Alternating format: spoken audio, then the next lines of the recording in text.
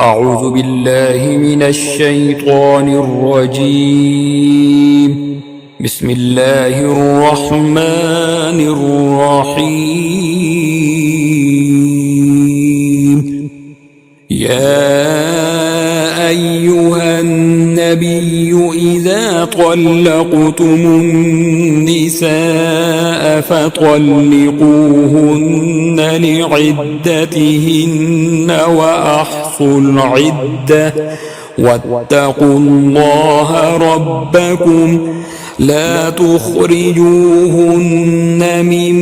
بيوتهن ولا يخرجن إلا أن يأتين بفاحشة مبينة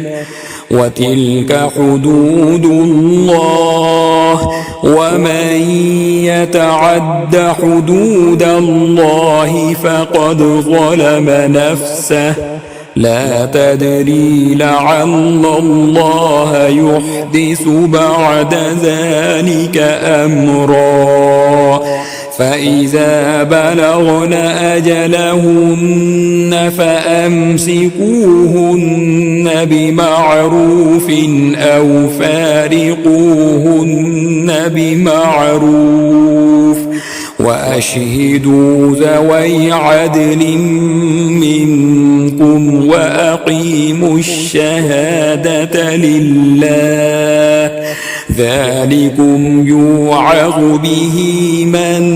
كان يؤمن بالله واليوم الآخر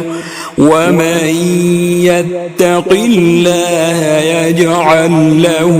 مخرجا ويرزقه من حيث لا يحتسب ومن يتوكل على الله فهو حسبه إن الله بالغ أمره قد جعل الله لكل شيء قدرا واللائي يئسن من المحيض من نسائكم إن ارتبتم فعدتهن 3 أشهر واللائي لم يحضن وأولاة الأحمال أجلهن أن يضعن حملهن ومن يتق الله يجعل له من أمره يسرا ذلك أمر الله أنزله إليكم ومن يتق الله يكفر عنه سيئاته ويعظم له أجرا أسكنوهن من حيث سكنتم من وجدكم ولا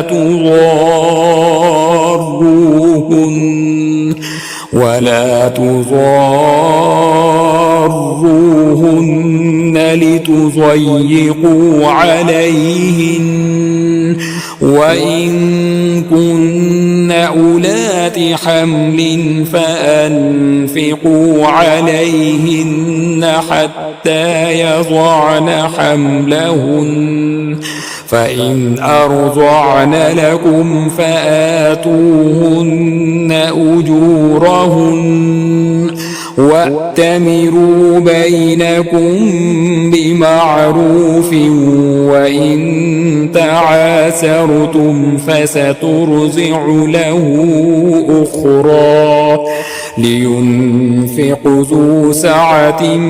من سعته ومن قدر عليه رزقه فلينفق مما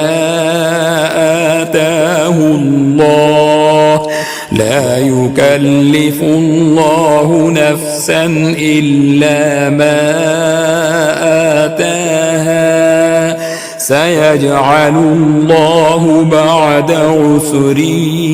يسرا وكأي من قرية عتت عن أمر ربها ورسله فحاسبناها حسابا شديدا وعذبناها عذابا نكرا فذاقت وبال أمرها وكان عاقبة أمرها خسرا أعد الله لهم عذابا شديدا فاتقوا الله يا أولي الألباب الذين آمنوا قد أنزل الله إليكم ذكرا رسولا يتلو عليكم آيات الله مبينات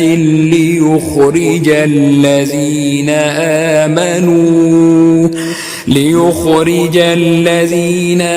آمنوا وعملوا الصالحات من الظلمات إلى النور ومن يؤمن بالله ويعمل صالحا يدخله جنات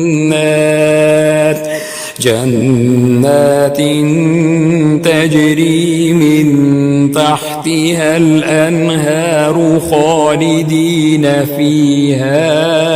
أبدا قد أحسن الله له رزقا الله الذي خلق 7 سماوات ومن الأرض مثلهن يتنزل الأمر بينهن لتعلموا أن الله على